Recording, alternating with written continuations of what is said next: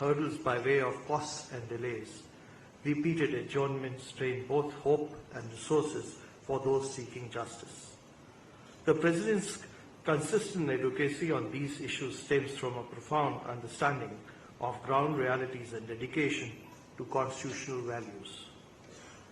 Guided by these challenges, the Chief Justice, Dr. G.Y. Chandrachud, had made access to justice central to the institution's policy. Chief Justice Chandrachud is not only an erudite jurist, but he equally understands the importance of information technology and data-driven reforms. Under his aegis, the Center for Research and Planning has emerged as a think tank for budding young legal minds with views and actionable insights. Whilst these publications do not necessarily represent the court's views, they shed a light on the current state on several issues and also sound a clarion call for reforms. The judiciary accepts critical analysis as these are necessary for growth and improvement. A justice system's true measure lies not in its verdicts, but how it treats those within its custody. Behind prison walls, we find countless individuals shaped by deprivation and circumstances, many waiting trials and appeals to be heard for years. Judicial decisions by trial courts and appeal affect their lives and fate. This reality particularly affects the poor and vulnerable who lack the means to seek bail or challenge their incarceration. While punishment in law in a way reflects retribution, a person behind deserves reformation, particularly first-time offenders who should not be defined by a single act. We have approximately 520,000 prisoners in Indian prisons which suffer from severe overcrowding that undermines basic dignity and rehabilitation. A progressive vision is taking shape through 91 open prisons across India. Rajasthan has 51 open prisons, has set a benchmark for human incarceration. These prisons have about 1,316 convicts, about 29% of the total convicts in the state of Rajasthan. Here, inmates not only live with their families, but they build their lives while serving sentences. The results speak for themselves. Lower operational costs, negligible escapes, and insignificant repeat offenders, and most importantly, restored human dignity. These success stories affirm the essential truth. Given dignity and opportunity, renewal is possible.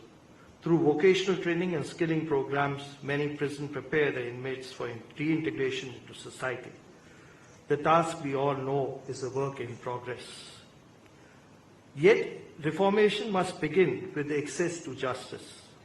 India stands unique in its approach to legal aid, having crafted a system that emerges not from international or Western templates, but from distinctive fabric of our society, which seeks to address socio-economic disadvantages.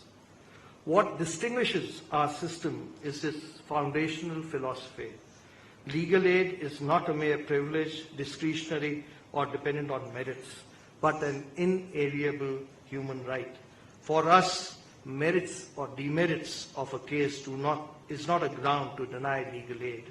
Further, our framework extends beyond the traditional boundaries of legal assistance, embracing holistic and humanitarian approach that encompasses victims, witnesses, families of the accused. It is equally important to focus these initiatives in the right direction and tap into our student resource judiciously. The National Legal Services Authority workforce is of about 1 lakh professionals, panel lawyers, legal aid defense counsels, paralegal volunteers, and pro bono lawyers. Educational institutes have demonstrated their potential with over 1 lakh legal awareness programs successfully executed in the past 1 year alone.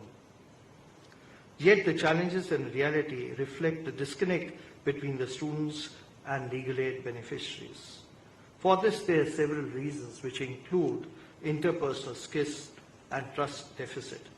The solution lies in thoughtful integration of law students into our existing frameworks, guided by the understanding that effective legal aid must be attuned to beneficiaries' needs and sensibilities. Students need targeted guidance, training and involvement in the larger course of legal aid dispensation, moving beyond the silos of university clinics. From the grassroots legal aid to constitutional guardianship, our judicial system continues to evolve. The publication, Justice for the Nation, Reflections on 75 Years of the Supreme Court, captures this extraordinary journey through 20 insightful essays by distinguished jurists. From fundamental rights to federalism, from environment protection to inclusive justice, from basic structure doctrine to involving free speech jurisprudence, the essays span a remarkable breadth of a constitutional journey. This journey marks the story of constant reinvention, from traditional litigation to alternate dispute resolution, from paper briefs to digital filings, from physical to online, procedural rigidity to innovative solutions. Through these methods of unprecedented change and technological advancement, the Supreme Court has adopted and changed while firmly holding on to the foundational and core principles. Our strength lies not merely in our rich heritage, but our unwavering resilience to uphold the rule of law. Each new challenge tests our constitutional framework. The court stands ready to adapt and respond while preserving essential principles that define our democracy. Thank you and Jai Hind.